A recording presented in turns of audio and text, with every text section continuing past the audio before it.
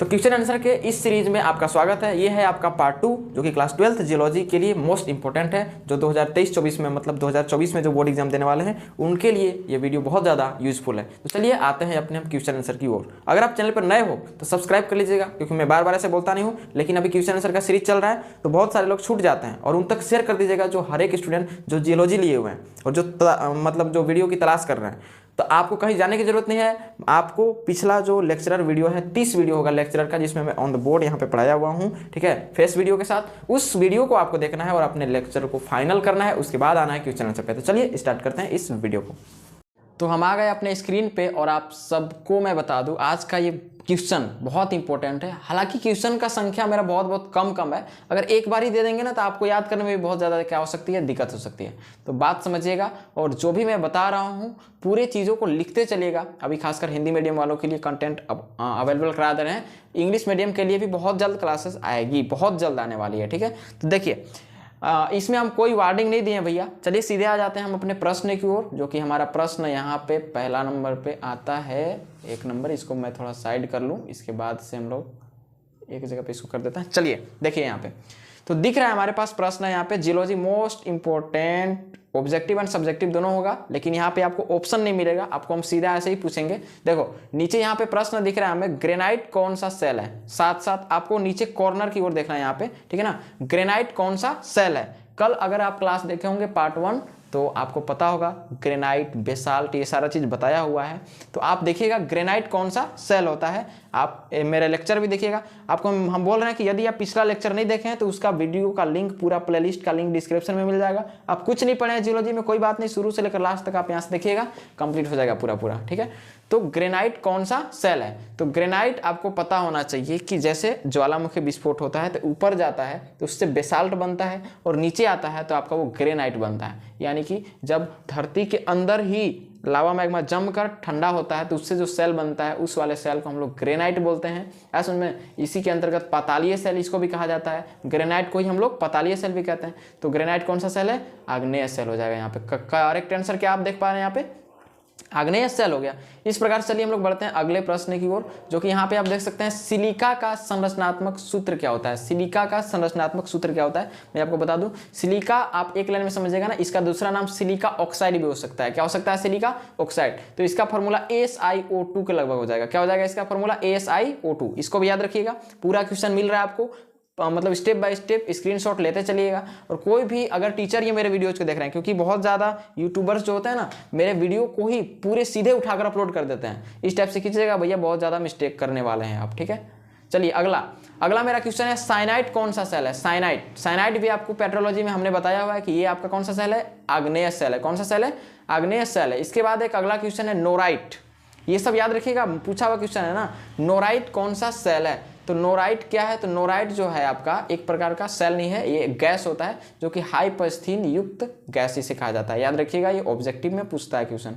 अगला, कोई एक अल्पवर्णी आग्नेय सेल का उदाहरण दीजिए। पहले क्वेश्चन आपको समझना है, उसके बाद आंसर की ओर हम लोग बात करेंगे। अल्प मतलब होता है थोड़ा सा, वर्णी मतलब होता है रंग, मतलब अल्पवर्णी मतलब उसमें हल्का हल्का रंग रहेगा, ऐसा कुछ आग्नेय सेल है। उसका नाम बताइए, तो उसका नाम है यहाँ पे देख सकते हैं आप, पेग्माटाइट। क्या नाम है उसका, पेग्माटाइट उसका नाम हो जाएगा। क्वेश्चन नंबर 6 की ओर हम लोग बढ़ते हैं। अगला, लाल किला किस सेल से निर्मित है। ऑब्जेक्टिव भाई साहब क्वेश्चन पूछा हुआ है, लाल किला किस सेल से निर्मित हुआ पड़ा है। तो लाल किला आपका निर्मित हुआ है अवसादी सेल से। कौन से सेल से, अवसादी सेल से। अब अवसादी सेल क्या होता है, तो आपको हमने बताया हुआ है कि अवसादी सेल में आपका चूना पत्थर हो सकता है। क्या हो सकता है, चूना पत्थर हो सकता है हम बोल रहे हैं ना। इसके बाद बलुआ पत्थर होता है। क्या होता है, बलुआ पत्थर। तो चूना पत्थर से एक टाइम बाद संगमरमर बन जाता है, जिसको हम लोग मार्बल बोलते हैं। क्या बोलते हैं अपने भाषा में, मार्बल इंग्लिश में बोल देते हैं, और संगमरमर हिंदी होता है। संगमरमर से, सफेद संगमरमर से आपका ताजमहल बना है। याद रखिएगा, लाल किला अभी बता रहे हैं, लेकिन उससे पहले समझिए ताजमहल जो बना है वो चूना पत्थर से बना, मार्बल, और उस मार्बल मतलब संगमरमर, उस संगमरमर के पत्थर से क्या बना है आपका, ताजमहल बना है। और लाल किला बना है आपका लाल बलुआ पत्थर से। किस चीज से बना है, लाल बलुआ पत्थर से बना है। देखो यहाँ पे आंसर देख पा रहे हैं आप, यहाँ पे लाल बलुआ पत्थर से, ऐसे भी लाल उसका नाम क्यों पड़ा, लाल बलुआ पत्थर से बना हुआ है। याद रखना, सेडिमेंट्री रॉक्स होता है। बलुआ पत्थर कौन सा सेल होता है, अवसादी चट्टान यानी कि परतदार सेल, तलछट्टी सेल, जो भी आप कर लो, 3-4 इसका नाम होता है।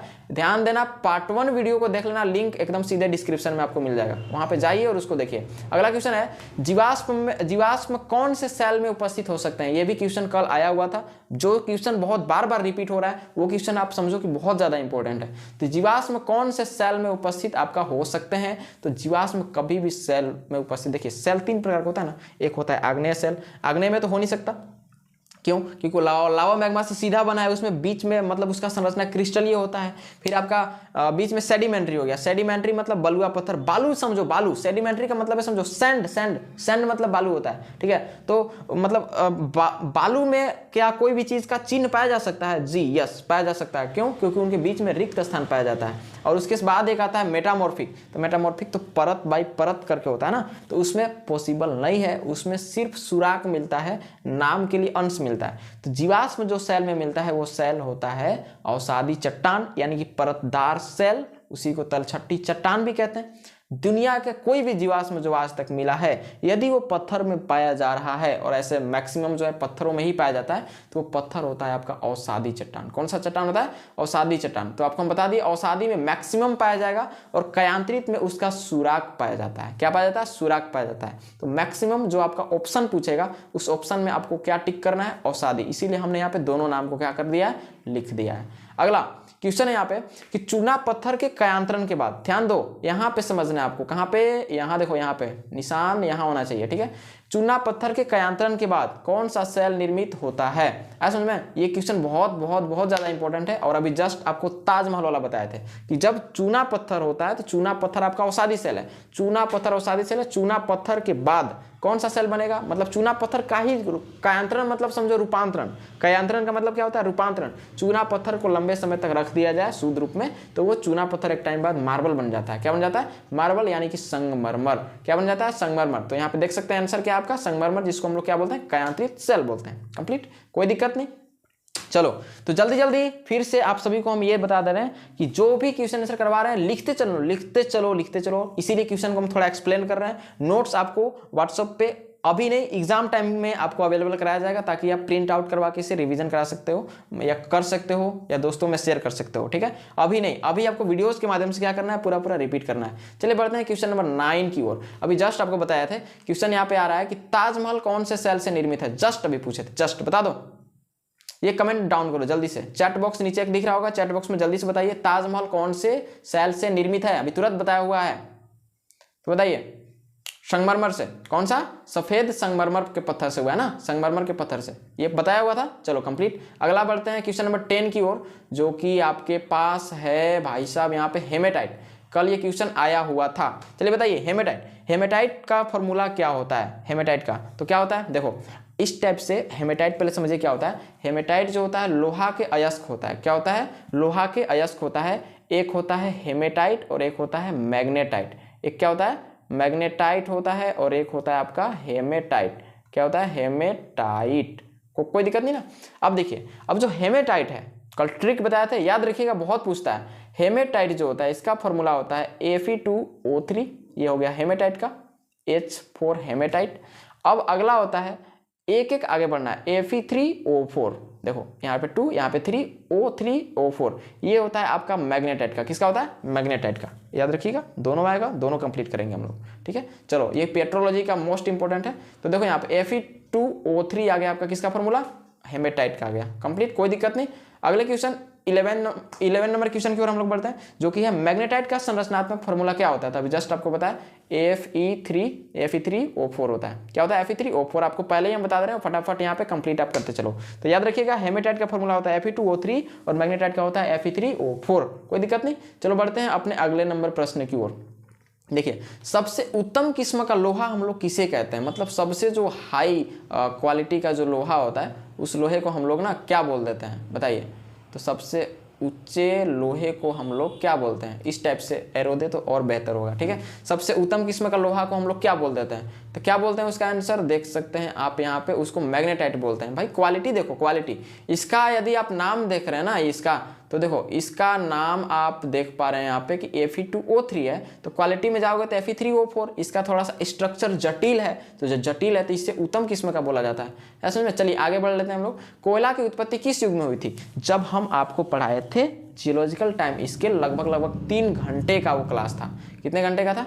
3 घंटे का वो क्लास था। उसमें हमने बहुत अच्छे से आपको एक्सप्लेन करके बताया हुआ है कि आपको कार्बोनिफेरस युग क्या होता है, डायनासोर कब आते हैं, कब उनकी मतलब मृत्यु होती है, कैसे होती है, फिर उनका कोयला में रूपांतरण कैसे होता है, ये सारा चीज़ पढ़ाया हुआ है। तो कोयला की उत्पत्ति होती है कार्बोनिफेरस युग में। किसमें होती है?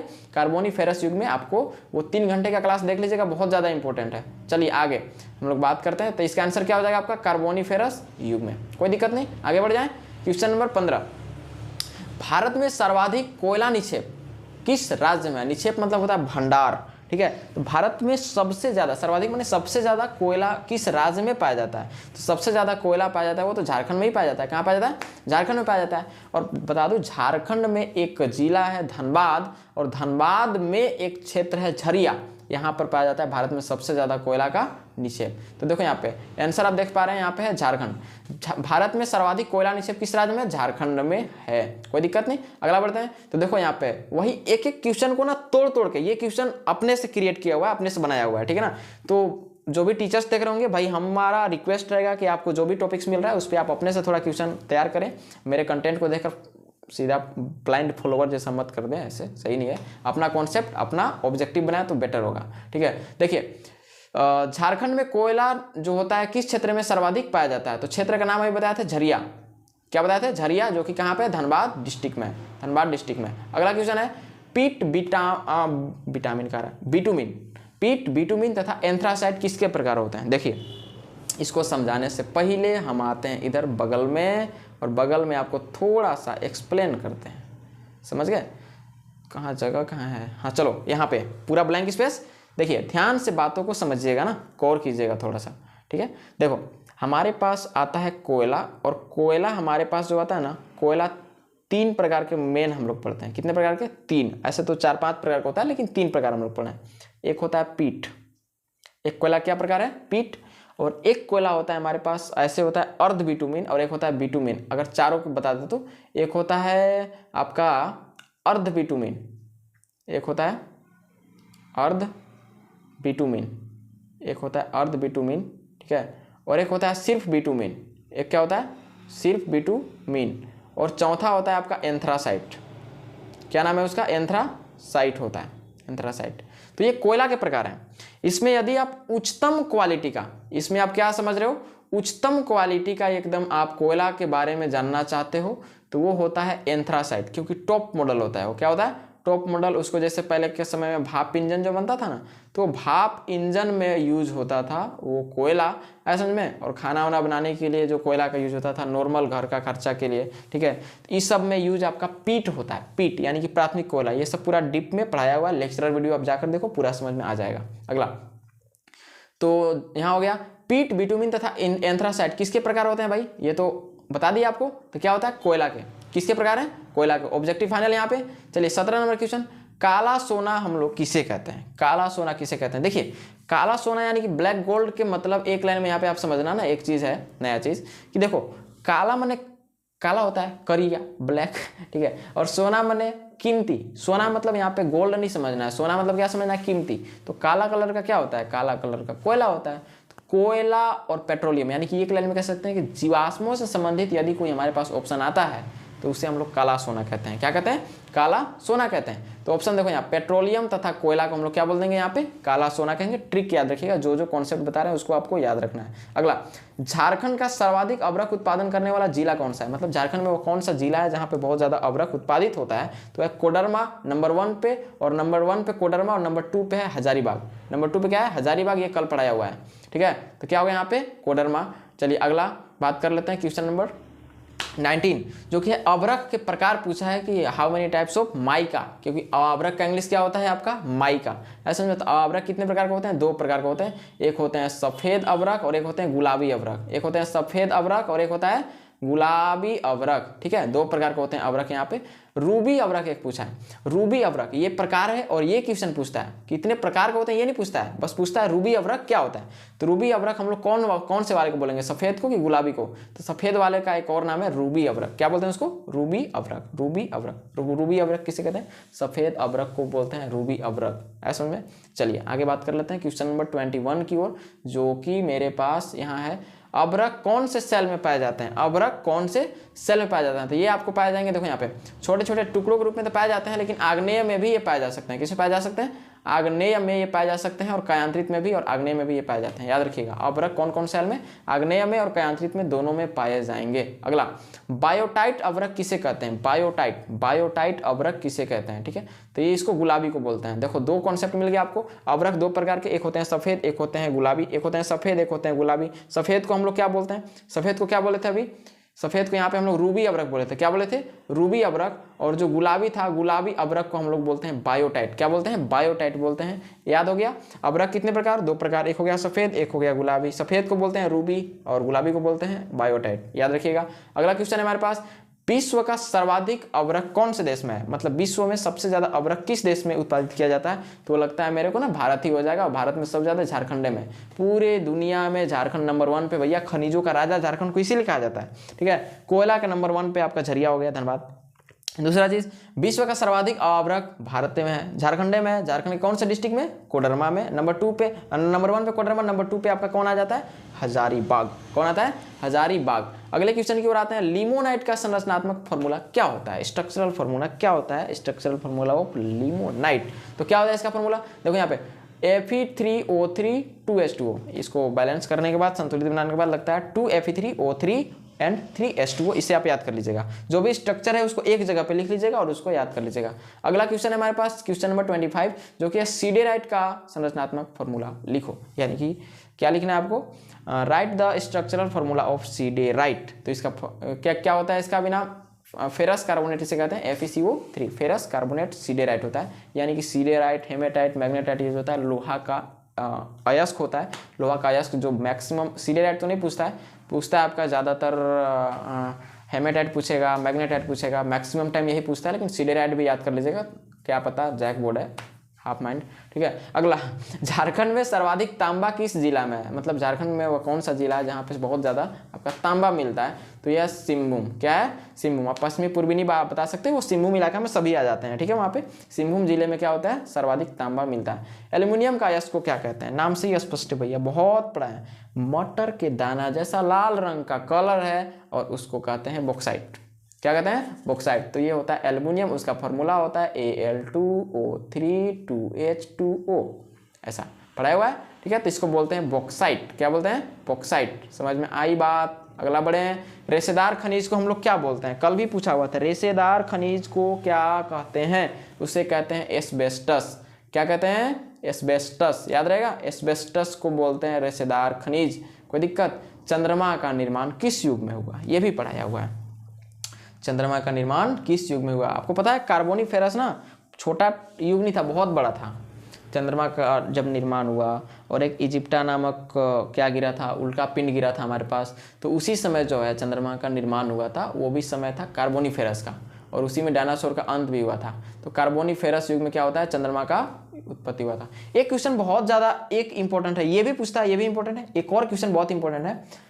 कोई था जियोलॉजिस्ट, उन्होंने कहा था कि वर्तमान भूत की कुंजी है, यानी कि जो अभी का जो समय है ना, ये भूत यानी कि पास्ट काल जो है, पास्ट टाइम जो है, उसका क्या है? कुंजी है। तो ये क्वेश्चन बहुत बार पूछा है, लगभग तो 4-5 साल। आप अगर क्वेश्चन बैंक उठाकर देखते हो जियोलॉजी का, तो 4-5 साल ये सवाल रिपीटेड किया हुआ है। तो वही क्वेश्चन यहाँ पर मैंने ऐड ऑन कर दिया कि वर्तमान भूत की कुंजी है, यह कथन किसका है? तो भैया वो थे हमारे जेम्स हटन। कौन थे? James Hutton. तो जेम्स हटन नामक एक थे जियोलॉजिस्ट, उन्होंने ही बताया था कि वर्तमान भूत की कुंजी है। तो देखो यहाँ पे नाम याद रखना, जेम्स हटन। जेम्स हटन। चलिए आगे बढ़ जाएं। अगला 30 क्वेश्चन हो गया फाइनल। अब आगे नहीं है, आगे बढ़ेंगे तो ऊपर जाना पड़ेगा हमें। ठीक है, चलिए। तो आई होप दैट आपको पूरा चीज़ याद हो गया है, और किसी प्रकार के कोई भी डाउट है तो आप हमें देखो कांटेक्ट कर सकते हैं, कमेंट बॉक्स में बता सकते हैं। आपको एक बार ना चेक करना है, कहाँ पे डिस्क्रिप्शन बॉक्स, यहाँ पे आपको मिल जाएगा मेरा कॉन्टैक्ट लिस्ट, इंस्टा आईडी, कहीं पर भी आप कोई भी इंक्वायरी के लिए मुझसे संपर्क कर सकते हैं। व्हाट्सअप ग्रुप लिंक मिल जाएगा, खुद मेरा पर्सनल व्हाट्सअप नंबर भी मिल जाएगा आपको, टेलीग्राम लिंक मिल जाएगा, वहाँ पर बहुत सारा पिछले साल का भी, प्रीवियस ईयर्स का भी कुछ चीज़ें जो है, मटेरियल जो है अपलोड किया हुआ है ऑलरेडी, ठीक है। तो वहाँ से आप चीज़ों को प्राप्त कर सकते हैं और अपने पढ़ाई को कंटिन्यू कर सकते हैं। तो चलिए मिलते हैं कल के क्लास में, तब तक के लिए जय हिंद।